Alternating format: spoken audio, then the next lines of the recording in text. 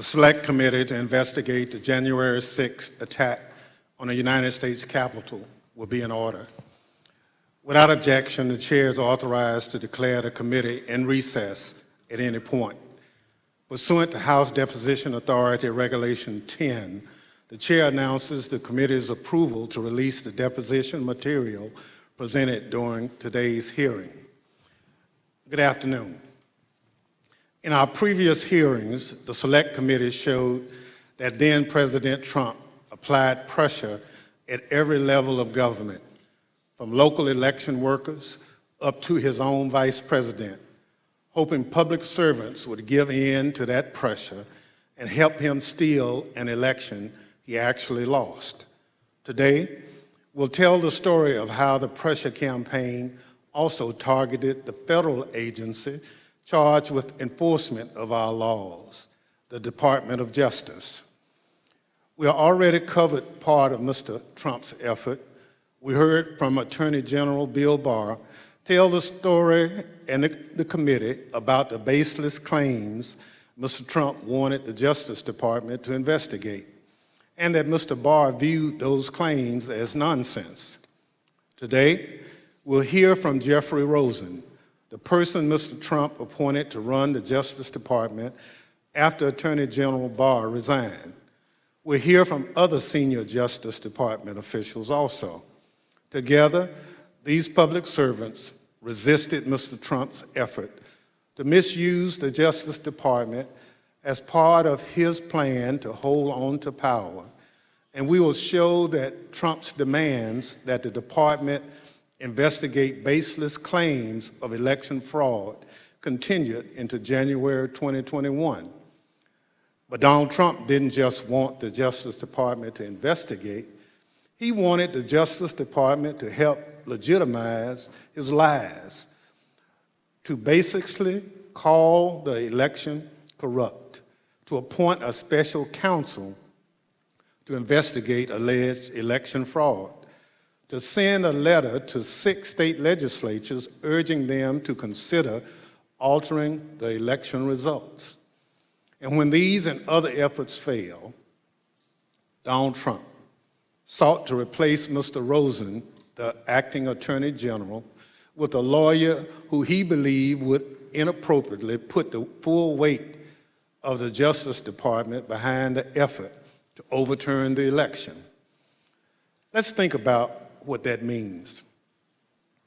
Wherever you live in the United States, there's probably a local government executive, a mayor, or a county commissioner. There's also an official responsible for enforcing the laws, a district attorney or a local prosecutor. Imagine if your mayor lost a re-election bid, but instead of conceding the race, they picked up the phone, called the district attorney, and said, I want you to say this election was stolen. I want you to tell the Board of Elections not to certify the results. That's essentially what Donald Trump was trying to do with the election for President of the United States. It was a brazen attempt to use the Justice Department to advance the president's personal political agenda. Today, my colleague from Illinois, Mr. Kinzinger, and other witnesses will walk through the Select Committee's findings on these matters. But first, I recognize our distinguished Vice Chair, Ms. Cheney of Wyoming, for any opening statement she's care to offer. Thank you very much, Mr. Chairman. At this point, our committee has just begun to show America the evidence that we have gathered. There is much more to come, both in our hearings and in our report. But I'd like to take just a moment to put everything we've seen in context. We have already seen how President Trump falsely declared victory on November 3rd, 2020, how he and his team launched a fraudulent media campaign that persuaded tens of millions of Americans that the election was stolen from him. Donald Trump intentionally ran false ads on television and social media, featuring allegations that his advisors and his Justice Department repeatedly told him were untrue. We have also seen how Donald Trump launched a fraudulent fundraising campaign that raised hundreds of millions of dollars again, based on those same false election fraud allegations. We have seen how President Trump and his allies corruptly attempted to pressure Vice President Pence to refuse to count lawful electoral votes and obstruct Congress's proceedings on January 6th, and how he provoked a violent mob to pursue the Vice President and others in our Capitol. We have seen how the President oversaw and personally participated in an effort in multiple states to vilify, threaten, and pressure election officials, and to use false allegations to pressure state legislators to change the outcome of the election. We've seen how President Trump worked with and directed the Republican National Committee and others to organize an effort to create fake electoral slates, and later to transmit those materially false documents to federal officials, again as part of his planning for January 6th. We have seen how President Trump persuaded tens of thousands of his supporters to travel to Washington, D.C. for January 6th. And we will see in far more detail how the President's rally and march to the Capitol were organized and choreographed. As you can tell, these efforts were not some minor or ad hoc enterprise concocted overnight. Each required planning and coordination. Some required significant funding. All of them were overseen by President Trump.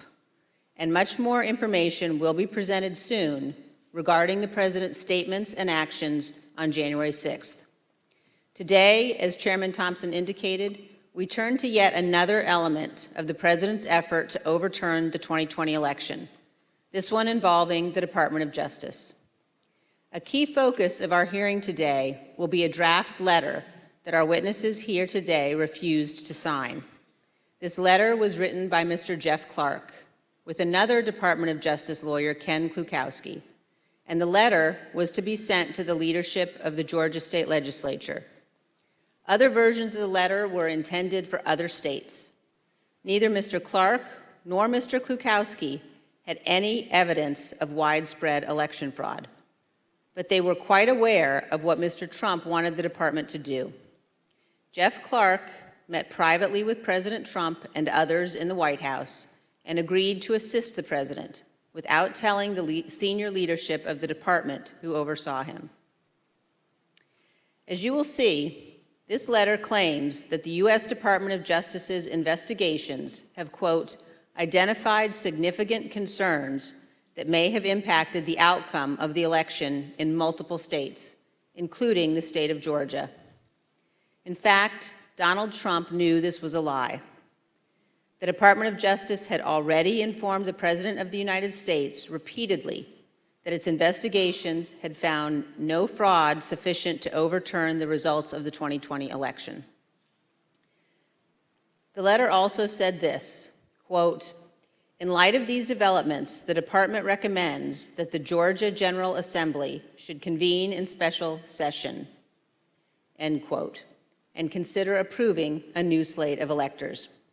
And it indicates that a separate, quote, fake slate of electors supporting Donald Trump has already been transmitted to Washington, D.C.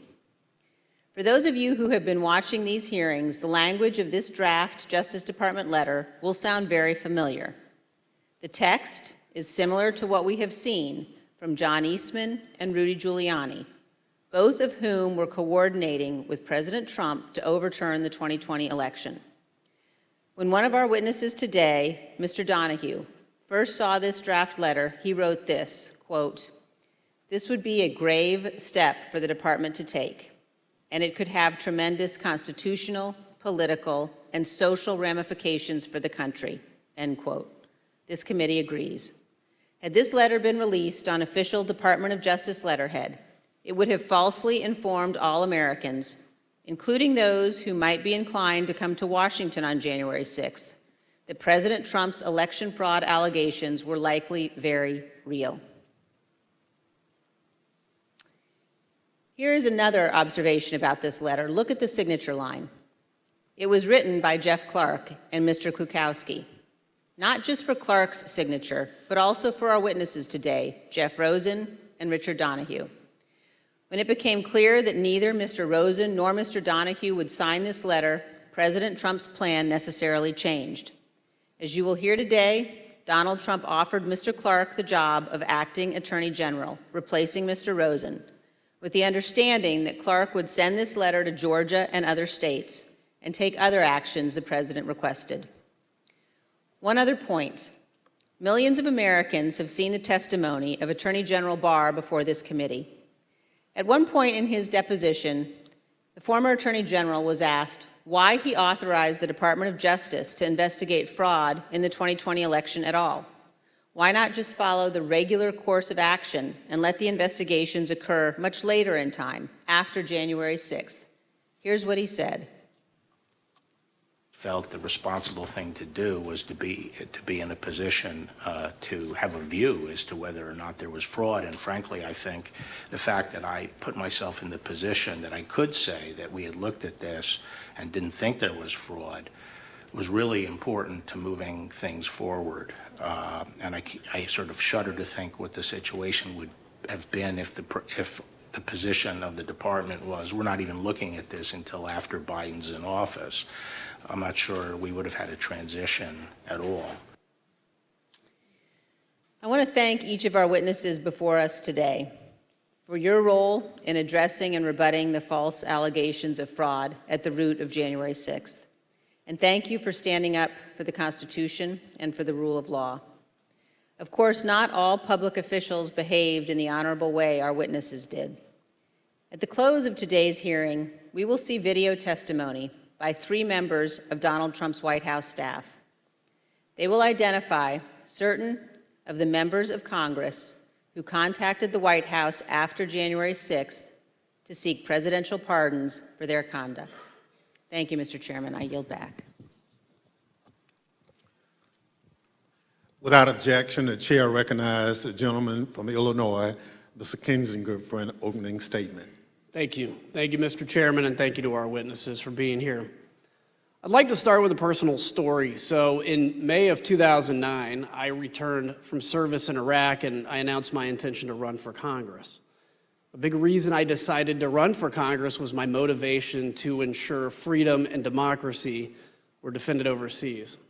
I remember making a commitment out loud a few times and in my heart repeatedly, even to today, that if we are going to ask Americans to be willing to die in service to our country, we as leaders must at least be willing to sacrifice our political careers when integrity and our oath requires it. After all, losing a job is nothing compared to losing your life. Within the halls of power, in the face of a president, that commitment can easily be forgotten. Presidential pressure can be really hard to resist. Today, we'll focus on a few officials who stood firm against President Trump's political pressure campaign. When the president tried to misuse the department and install a loyalist at its helm, these brave officials refused and threatened to resign. They were willing to sacrifice their careers for the good of our country. The Department of Justice is unique in the executive branch. The president oversees the Department of Justice, yet the president's personal or partisan interests must not shape or dictate the department's actions. The president cannot and must not use the department to serve his own personal interest, and he must not use its people to do his political bidding, especially when what he wants them to do is to subvert democracy. The president cannot pervert justice nor the law to maintain his power. Justice must, both in fact and law, be blind. That is critical to our whole system of self-governance. During this hearing, you'll hear time and time again about the president's request to investigate claims of widespread fraud. Our witnesses, Mr. Rosen, Mr. Donahue, and Mr. Engel, stood firm in the face of overbearing political pressure because they understood that their oath was to the Constitution and not to the personal or political interests of the president. The president and his allies became keenly aware that with legal challenges exhausted and electoral votes certified, their only hope would be a last-ditch scheme to prevent Congress from certifying the win, thus throwing the entire system into constitutional chaos. The president wanted the department to sow doubt in the legitimacy of the election, to empower his followers and members of Congress to take action. If the department could just lend its credibility to the conspiracies, people would have the justification they needed to spread the big lie. So President Trump ultimately wanted the Department of Justice to say the election was, quote, corrupt, and, quote, leave the rest to me and the Republican congressmen. As you will hear today, the department's top leadership refused. Not surprisingly, President Trump didn't take no for an answer. He didn't accept it from Attorney General Barr, and he wouldn't accept it from Mr. Rosen either. So he looked for another Attorney General, his third in 2 weeks. He needed to find someone who was willing to ignore the facts. That is not the norm. Let's look at what attorneys general, Democrats and Republicans alike, have said about upholding their oath to the Constitution. Attorney General ultimately owes his loyalty to the integrity of the American people and to the fidelity to the Constitution and the legitimate laws of the country. That's what he's ultimately required to do. I will be an independent attorney general. I will be the people's lawyer.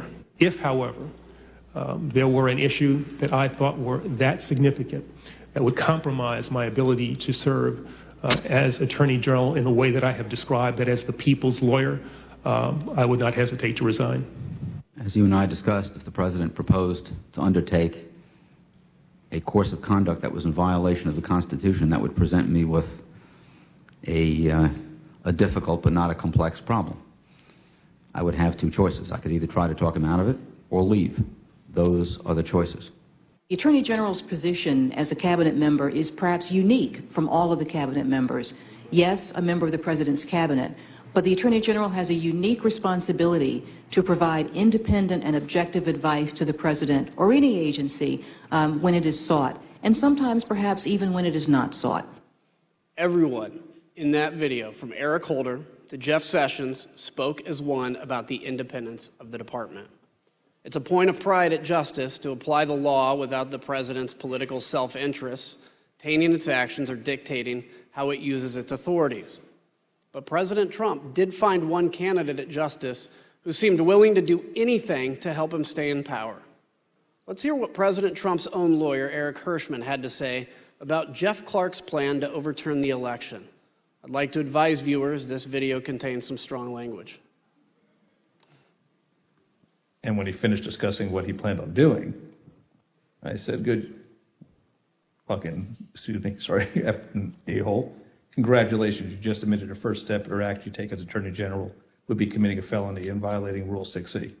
You're clearly the right candidate for this job. So who's Jeff Clark?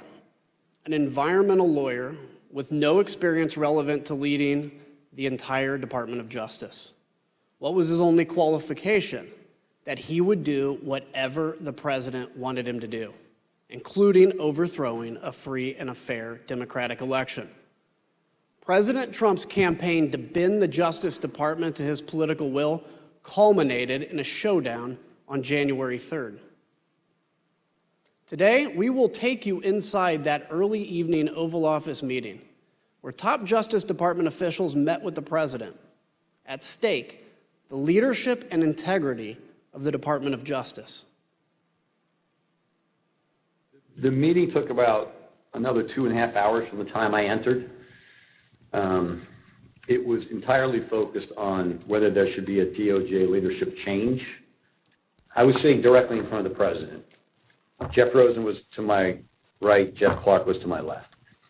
He looked at me and he underscored, well, the one thing we know is you're not going to do anything. You don't even agree that the concerns that are being presented are valid. And here's someone who has a different view. So, well, why shouldn't I do that? You know, that's how the discussion then proceeded. Jeff Clark was proposing that Jeff Rosen be replaced by Jeff Clark.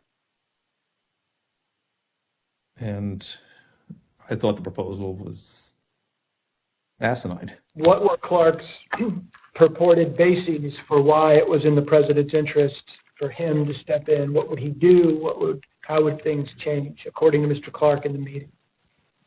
He repeatedly said to the president that if he was put in the seat, he would conduct real investigations that would, in his view, uncover widespread fraud. He would send out the letter that he had drafted, and that this was a last opportunity to sort of set things straight with this defective election, and that he could do it, and he had the intelligence and the will and the desire to pursue these matters in the way that the president thought most appropriate. And he was making a pitch, and every time he would get clobbered over the head, he would say, like a call to order, the president's your decision, you get the chance to make this decision, and you've heard everybody and you can make your determination. And then we jump back in and really clobber him. I made the point that Jeff Clark is not even competent to serve as the Attorney General. He's never been a criminal attorney. He's never conducted a criminal investigation in his life. He's never been in front of a grand jury, much less a trial jury. And he kind of retorted by saying, well, I've done a lot of very complicated appeals and civil litigation, environmental litigation, and things like that. And I said, that's right, you're an environmental lawyer. How about you go back to your office and we'll call you when there's an oil spill. And Pat Cipollone weighed in at one point, I remember saying, that letter that this guy wants to send, that letter is a murder-suicide pact. It's going to damage everyone who touches it. And we should have nothing to do with that letter. I don't ever want to see that letter again. And so we went along those lines. I thought Jeff's proposal, Clark's proposal, was nuts. I mean, as a guy said at a certain point, listen, the best I can tell is the only thing you know about environmental and elections challenges is they both start with E. And based on your answer tonight, I'm not even certain you know that. The president said, suppose I do this. Suppose I replace him, Jeff Rosen, with him, Jeff Clark. What do you do? Well, we know these men before us did the right thing. But think about what happens if these justice officials make a different decision. What happens if they bow to the pressure? What would that do to us as a democracy, as a nation? Imagine a future where the president could screen applicants to the Justice Department with one question. Are you loyal to me or to the Constitution? And it wouldn't take long to find people willing to pledge their loyalty to the man. We know many of President Trump's vocal supporters on January 6th also wanted the Justice Department to do whatever he asked, as long as it meant he could stay in power. They made sure Justice Department officials heard his message as they protested loudly in front of the department on their way to the Capitol on January 6th. Do your job! Do your job! Do your job! Do your job! Do your job! Live in D.C., we're marching to the Capitol. We are at the Department of Justice right now telling these cowards to do their job. We're going to take the Capitol.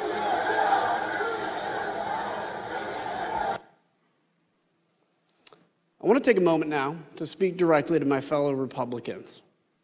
Imagine the country's top prosecutor with the power to open investigations, subpoena, charge crimes, and seek imprisonment.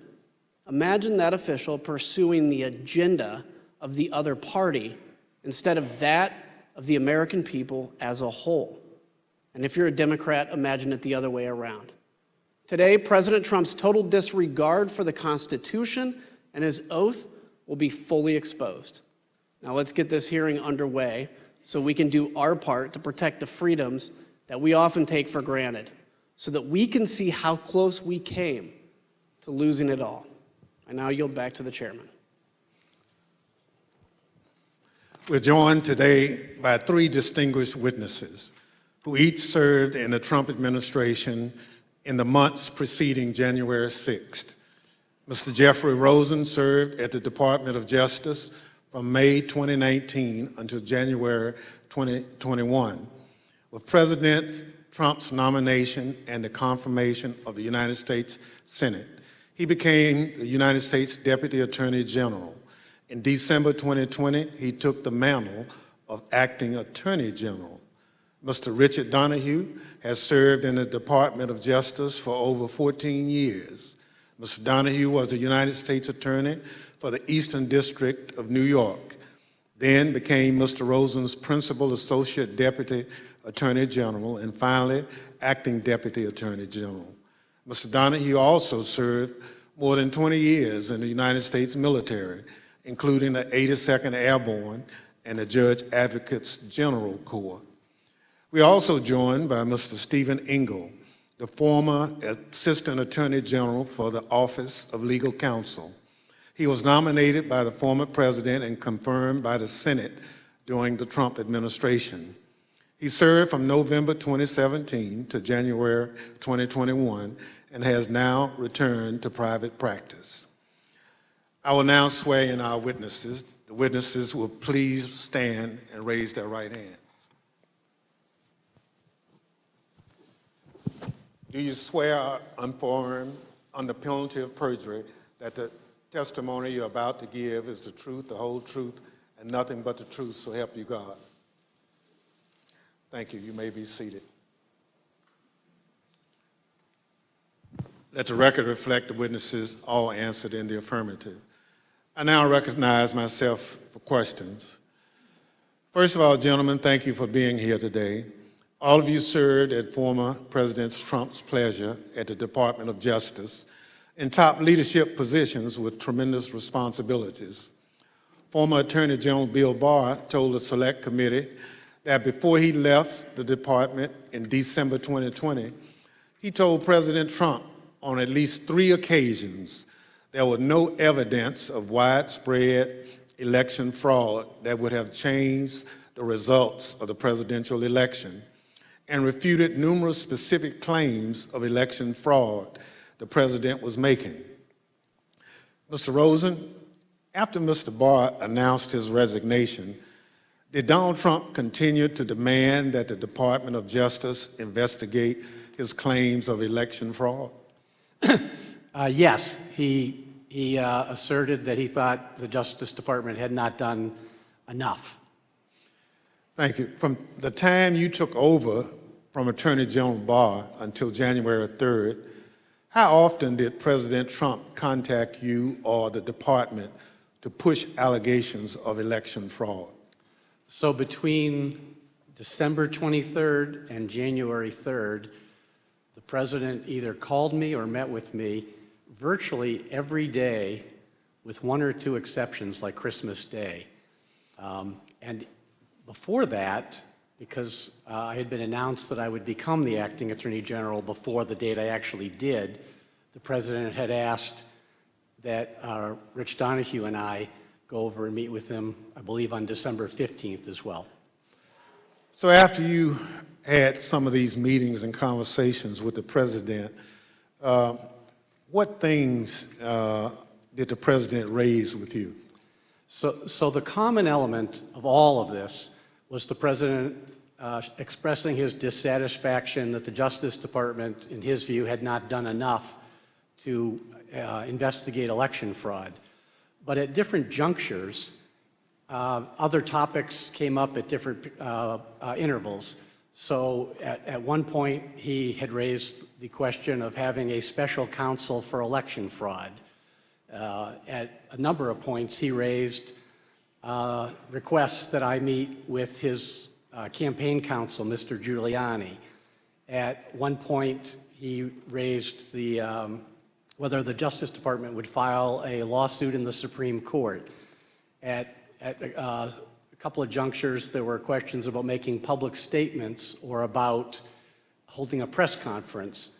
One of the later junctures was this issue of sending a letter to state legislatures in Georgia or other states. And so there were different things raised at different parts of, or different intervals, with the common theme being his dissatisfaction about what the Justice Department had done to investigate election fraud.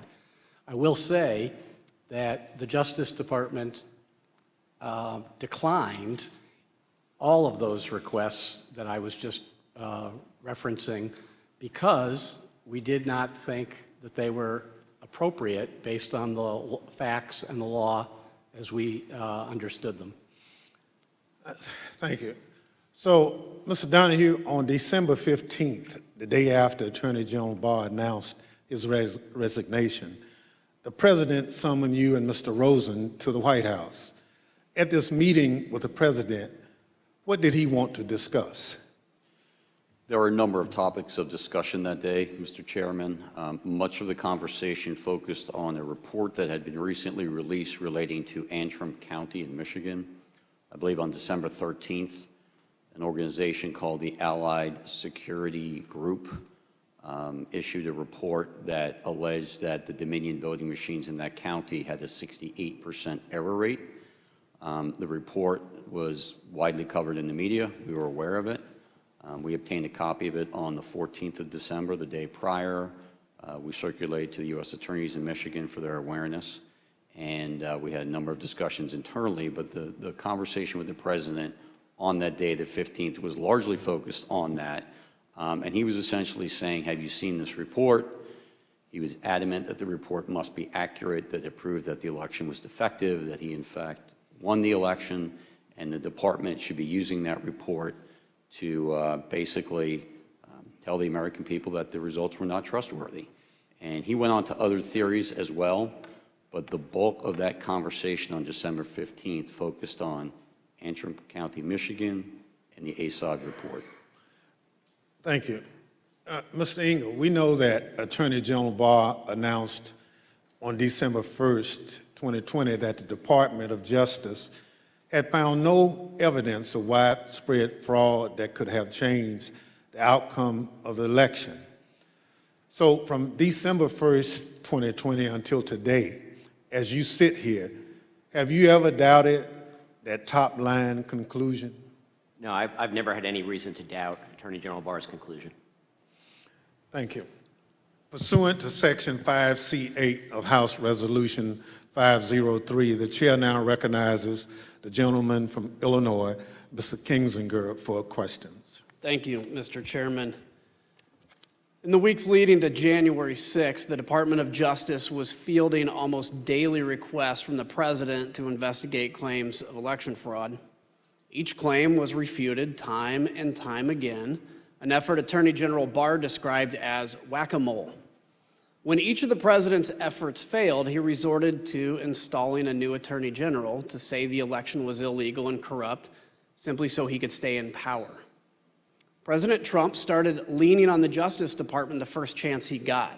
On November 29th, his first television interview after the election. Where is the DOJ and the FBI in all of this, Mr. President? You have laid out some serious charges here. Shouldn't this be something that the FBI is investigating? Are they? Missing in action. Is the DOJ investigating? Missing in action. Can't tell you where they are. Republican congressmen echoed the President just 2 days later.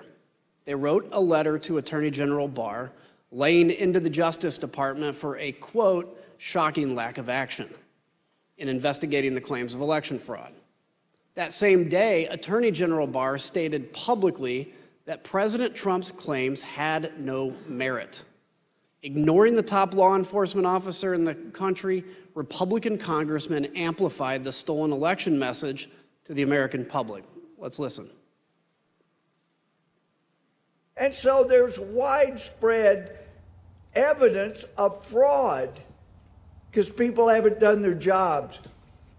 Durham and Barr will deserve a big notation in history when it's written of the rise and fall of the United States if they don't clean up this mess, clean up the fraud, do your jobs, and save this little experiment in self-government.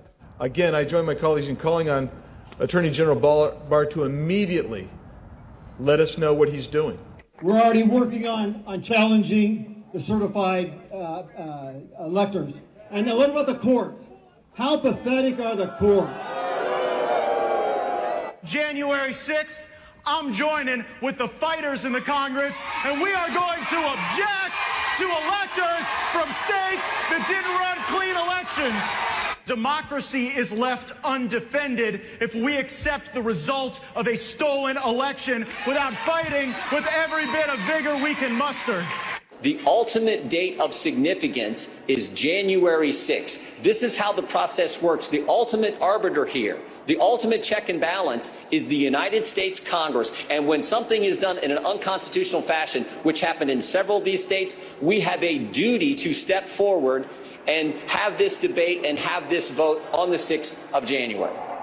Today is the day American patriots start taking down names and kicking ass.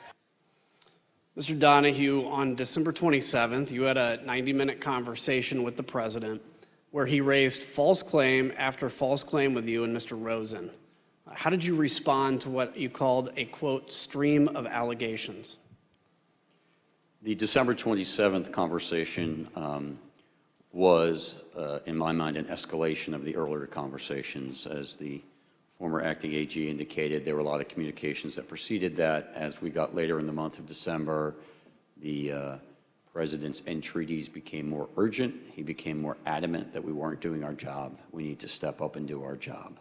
And he had this arsenal of allegations that he wanted to rely on. And so I felt in that conversation that was incumbent on me to make it very clear to the president what our investigations had revealed, and that we had concluded, based on actual investigations, actual witness interviews, actual reviews of documents, that these allegations simply had no merit.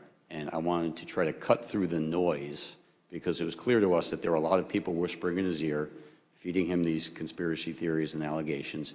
And I felt that being very blunt in that conversation might help make it clear to the president that these allegations were simply not true.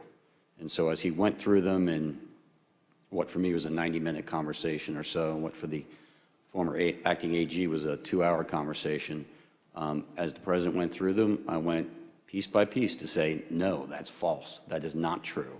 And to correct him really in a serial fashion as he moved from one theory to another. Can you give me an example of one or two of those theories?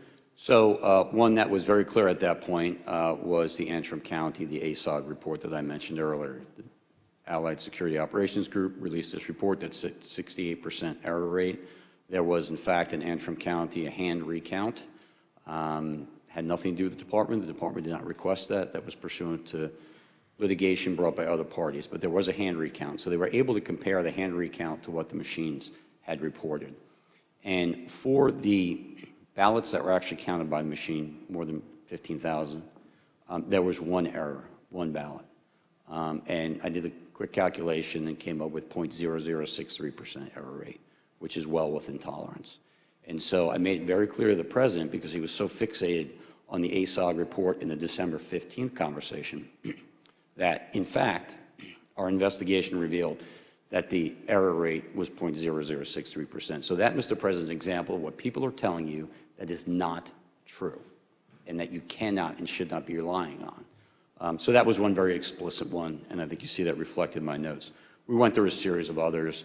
The truck driver who claimed to have moved an entire tractor-trailer of ballots from New York to Pennsylvania, that was also incorrect. We did an investigation where the FBI interviewed witnesses at the front end and the back end of that trailer's transit from New York to Pennsylvania. We looked at loading manifests. We interviewed witnesses, including, of course, the driver, and we knew it wasn't true.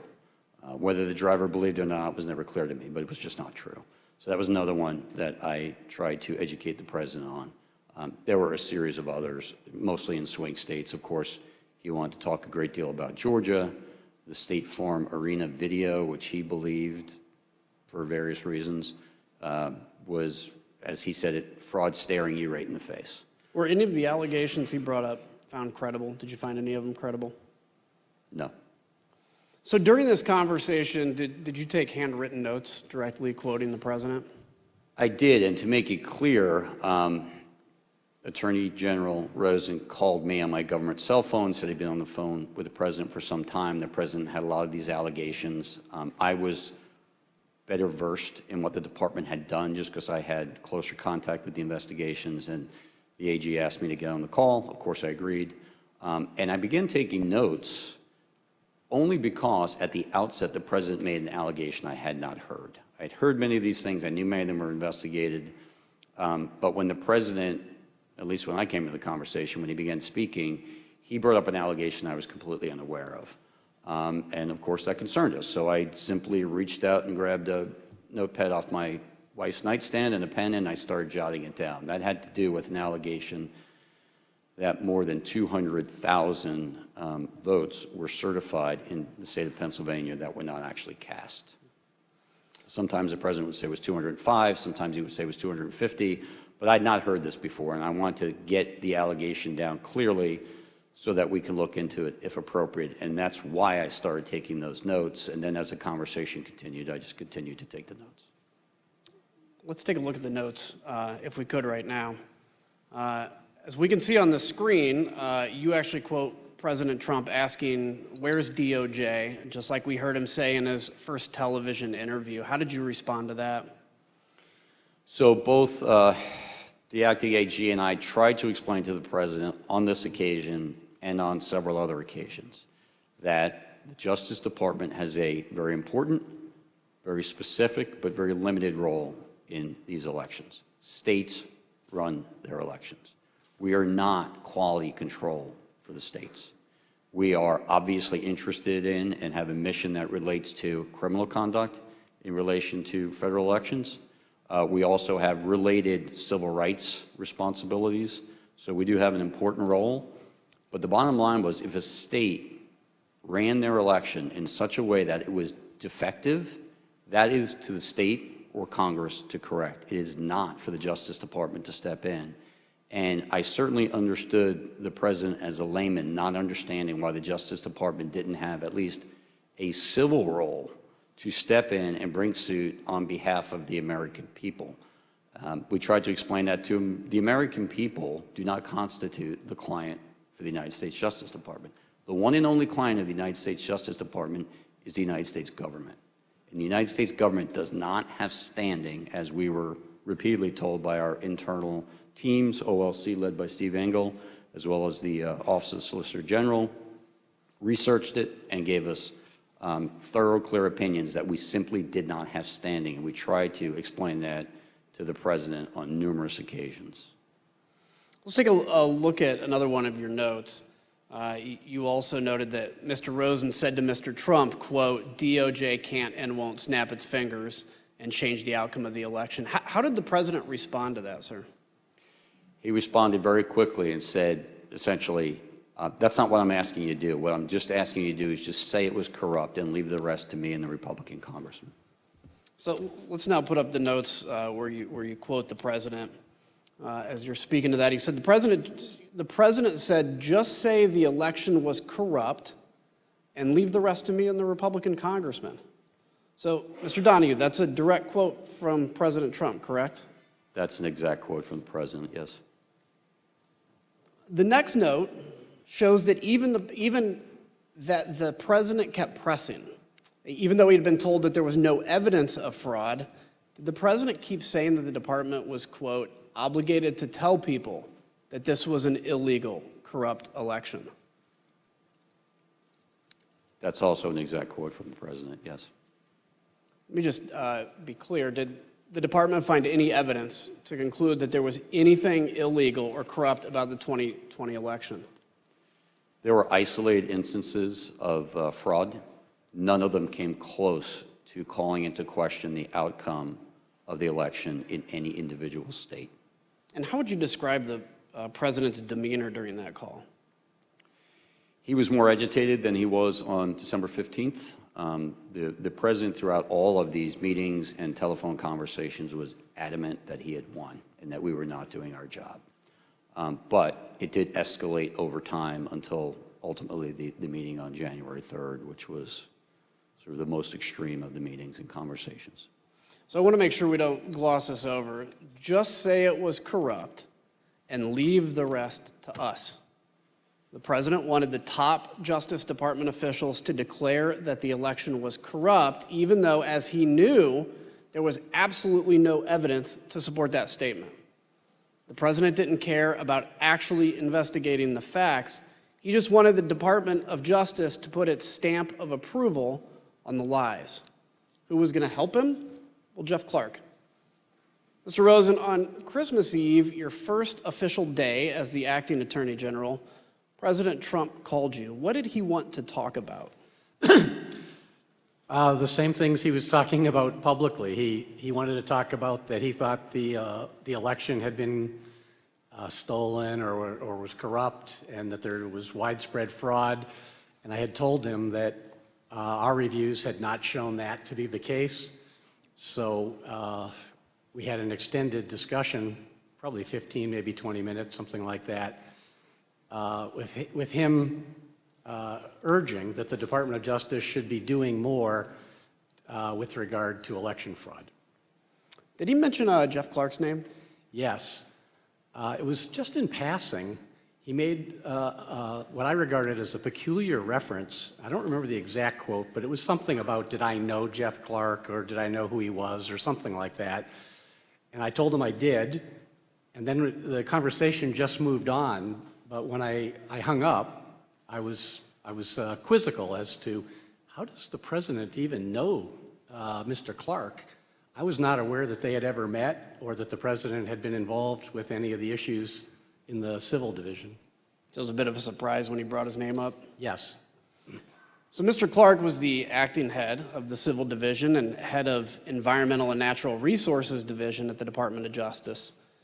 Do either of those divisions have any role whatsoever in investigating election fraud, sir? No. And to my awareness, Jeff Clark had had no prior involvement of any kind with regard to the work that the department was doing that Attorney General Barr has talked about to this committee.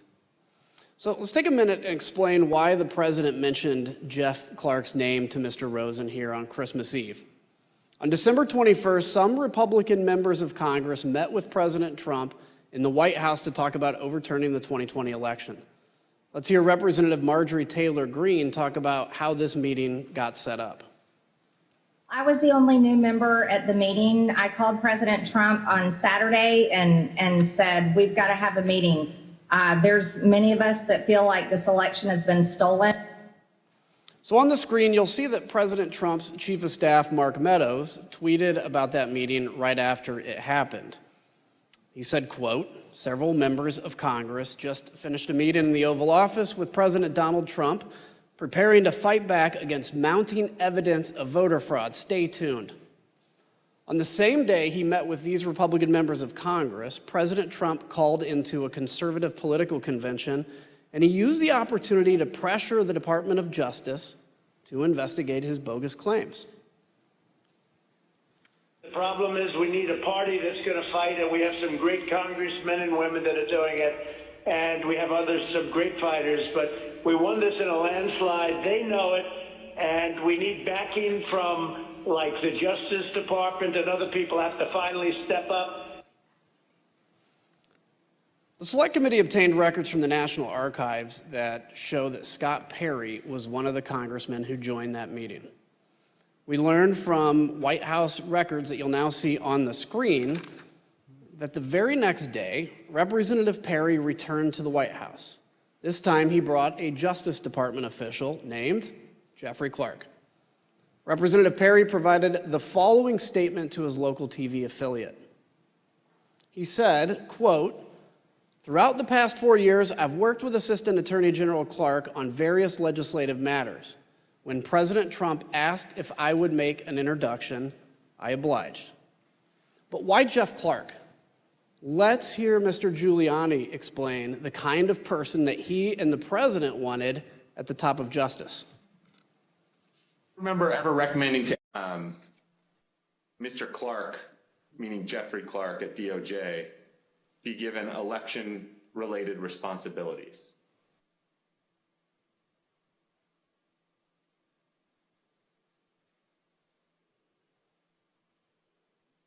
You mean beyond the president?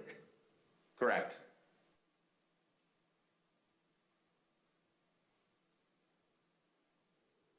Well, beyond the president, I do recall saying to people that somebody should be put in charge of the Justice Department who isn't frightened of what's going to be done to their reputation.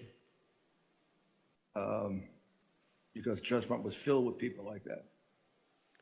Should put somebody that's not frightened of what's going to be done to their reputation. Mr. Donahue, when you told the president that you wouldn't pursue baseless claims of fraud, was it because you were worried about your reputation? No, not at all. Mr. Clark's name was also mentioned in the White House in late December and early January as described by a top aide to Mark Meadows, Cassidy Hutchinson. Was it your understanding that Representative Perry was pushing for a specific person to take over the department? He wanted Mr. Jeff Clark to take over the Department of Justice. Mr. Rosen, after your call with President Trump on December 24th, you spoke with Mr. Clark on December 26th about his contact with the president. Can you tell us about that conversation? Yes.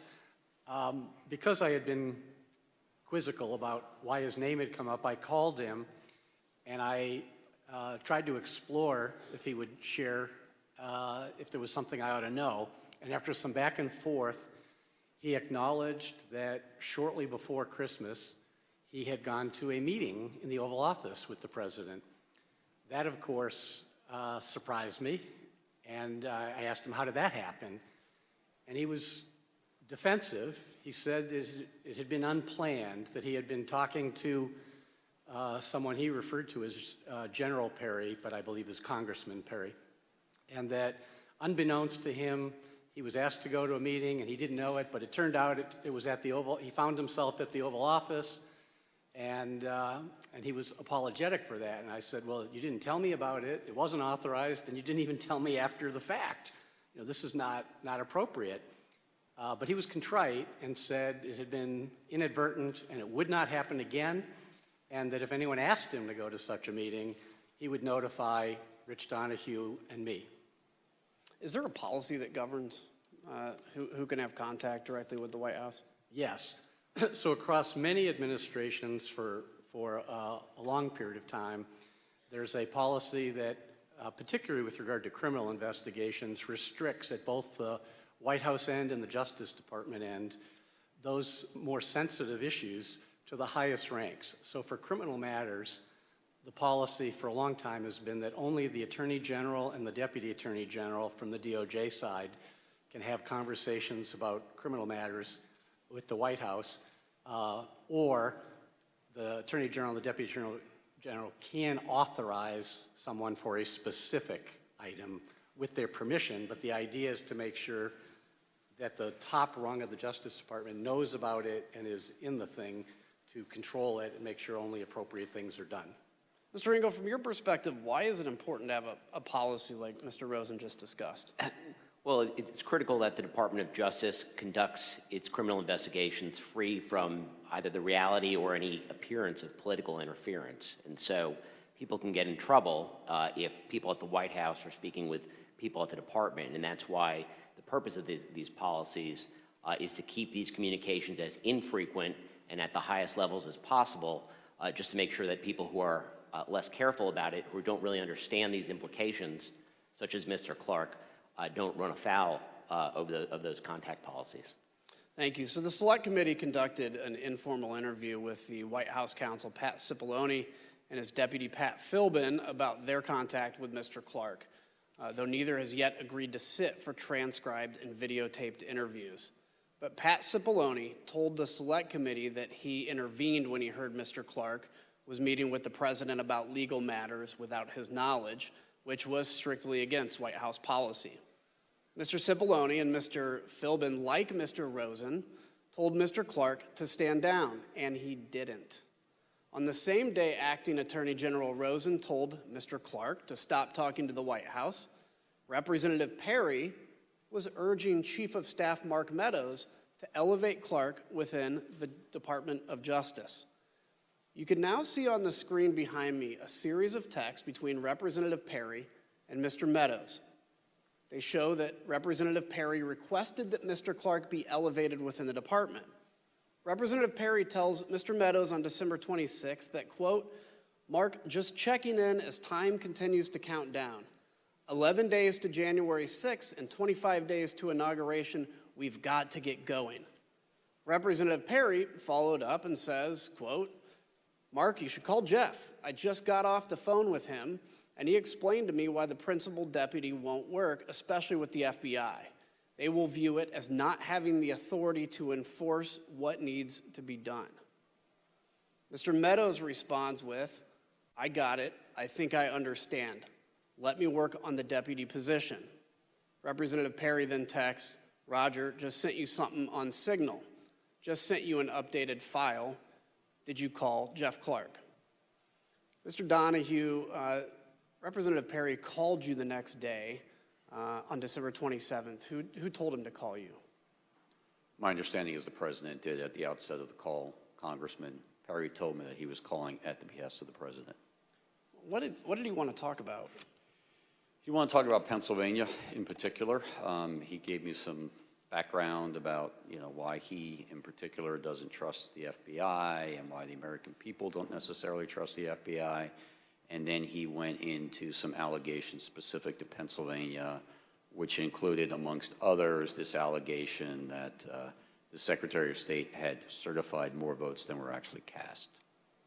Did you direct the local U.S. Attorney's Office to investigate that claim? So Mr. Perry said that he had a great deal of information, that investigations had been done, that there was some sort of forensic type report that would be helpful to me. And I didn't know Congressman Perry. I'd never heard of him before this conversation, but I said, sir, if you've got something that you think is relevant to what the Justice Department's mission is, you should feel free to send it to me. And he did. And I was en route from New York to Washington. I got it. I looked at it on my iPhone. Obviously, I couldn't read the whole thing in transit like that, but I looked at it to get a feel for what it was, and then I forwarded it to the United States Attorney for the Western District of Pennsylvania. Did they get back to you? What did they conclude? Scott Brady looked at it. He was the Western District of Pennsylvania U.S. Attorney. Took him a couple days, but he got back in relatively short order with a pretty clear explanation for why there was no foundation for concern. The Secretary of State had not certified more votes than were actually cast. The difference between the 5.25 that was actually certified by the Secretary of State and the 5 million that was on a public-facing website was that the information on the website was incomplete because 4 counties had not uploaded their data. So no credibility to that. There was zero to that, right. During that call, did Scott Perry mention Mr. Clark, and what did he say about him, if so? He did. He mentioned Mr. Clark. He said something to the effect of, I think Jeff Clark is great, and I think he's the kind of guy who could get in there and do something about this stuff. And this was coming on the heels of the president having mentioned Mr. Clark in the afternoon call earlier that day. I'd like to yield to the gentlewoman from Wyoming, Vice Chair Cheney. Thank you very much, Mr. Kinzinger. I thank the gentleman for yielding. As we discussed earlier, at the center of Mr. Clark's plan to undo President Trump's election loss was a letter. Mr. Donahue, on December 28th, Mr. Clark emailed you and Mr. Rosen a draft letter that he wanted you to sign and send to Georgia state officials. You testified that this could have, quote, grave constitutional consequences. Mr. Donahue, can you tell us what you meant by that? Well, I had to read both the email and the attached letter twice to make sure I really understood what he was proposing because it was so extreme to me. I had a hard time getting my head around it initially. But I read it, and I did understand it for what he intended, and I had to sit down and sort of compose what I thought was an appropriate response. I actually initially went next door to the acting AG's office, but he was not there. We were both on that email. I knew we would both have probably a very similar reaction to it. He was not in his office, so I returned to my office, and I sat down to draft a response because I thought it was very important to give a prompt response rejecting this out of hand. There were, in my response, I explained a number of reasons this is not the department's role to suggest or dictate to state legislatures how they should select their electors. But more importantly, this was not based on fact. This was actually contrary to the facts as developed by department investigations over the last several weeks and months. So I responded to that, and for the department to insert itself into the political process this way, I think would have had grave consequences for the country. It may very well have spiraled us into a constitutional crisis, and I wanted to make sure that he understood the gravity of the situation because he didn't seem to really appreciate it. And what was Mr. Clark's reaction when you sent this email to him? He didn't respond directly to the email, but we met shortly after that. After I sent the email, the acting AG returned. I went to his office. He had just read it. He had a very similar reaction to me. He was exasperated, and he told me that he had told one of his administrative assistants to get Jeff Clark up here. We want to talk to him face-to-face about this. And so the three of us then had a meeting, probably around 1800 that night, in the Deputy Attorney General's conference room. And one of the things that you said to Mr. Clark is, quote, "What you are doing is nothing less than the United States Justice Department meddling in the outcome of a presidential election." And I assume you conveyed that to him as well in your meeting that evening? Yes, in those very words. It was a very contentious meeting, but yes, that was said amongst other things. And despite this contentious meeting and your strong reaction to the letter, did Mr. Clark continue to push his concept in the coming days? He did, yes. We had subsequent meetings and conversations. The acting AG probably had more contact with him than I did, but between the 28th and the 2nd, when we had another in-person meeting, he clearly continued to move down this path. He began calling witnesses and apparently conducting investigations of his own. He got a briefing from DNI about purported foreign intelligence interference. And we thought perhaps once it was explained to him that there was no basis for that part of his concern, that he would retreat. But instead he doubled down and said, well, okay, so there's no foreign interference. I still think there are enough allegations out there that we should go ahead and send this letter, which shocked me even more than the initial one, because you would think after a couple days of looking at this, he, like we, would have come to the same conclusion that it was completely unfounded. And when you learned that he had been calling witnesses and conducting investigations on his own, did you confront him? Yes. And what was his reaction? He got very defensive. You know, as I said, there were a series of conversations through that week. I certainly remember very specifically the conversation in the meeting on January 2nd. That got even more confrontational, but he was defensive and, you know, similar to his earlier reaction when I said this is nothing less than the Justice Department meddling in an election, his reaction was, I think a lot of people have meddled in this election. And so he kind of clung to that and then spewed out some of these theories, some of which we'd heard from the president, but others which were floating around the internet and media, and just kept insisting that the department needed to act and needed to send those letters. The committee has also learned that Mr. Clark was working with another attorney at the department named Ken Klukowski, who drafted this letter to Georgia with Mr. Clark. Mr. Klukowski had arrived at the department on December 15th with just 36 days left until the inauguration. He was specifically assigned to work under Jeff Clark. And Mr. Klukowski also worked with John Eastman, who we showed you at our hearing last week was one of the primary architects of President Trump's scheme to overturn the election. The Georgia letter that we've been discussing specifically talks about some of Dr. Eastman's theories, including, quote, the purpose of the special session the department recommends would be for the General Assembly to determine whether the election failed to make a proper and valid choice between the candidates, such that the General Assembly could take whatever action is necessary to ensure that one of the slates of electors cast on December 14th will be accepted by Congress on January 6th. The committee has also learned that the relationship between Dr. Eastman and Mr. Klukowski persisted after Mr. Klukowski joined the Justice Department. Let's take a look at an email recommending that Mr. Klukowski and Dr. Eastman brief Vice President Pence and his staff.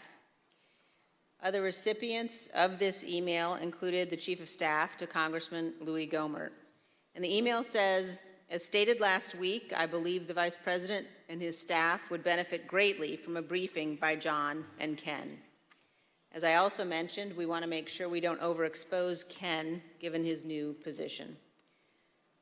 This email suggests that Mr. Klukowski was simultaneously working with Jeffrey Clark to draft the proposed letter to Georgia officials to overturn their certified election and working with Dr. Eastman to help pressure the vice president to overturn the election.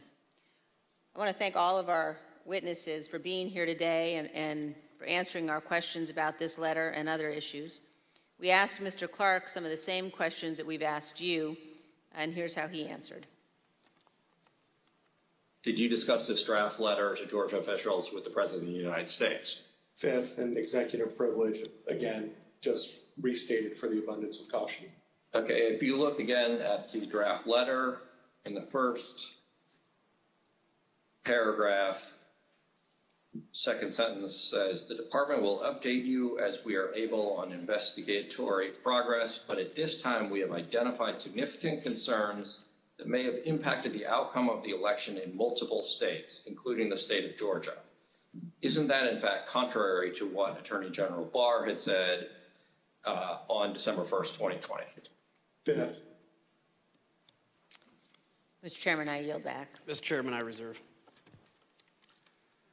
Pursuant to the order of the committee of today, the chair declares the committee in recess for a period of approximately 10 minutes.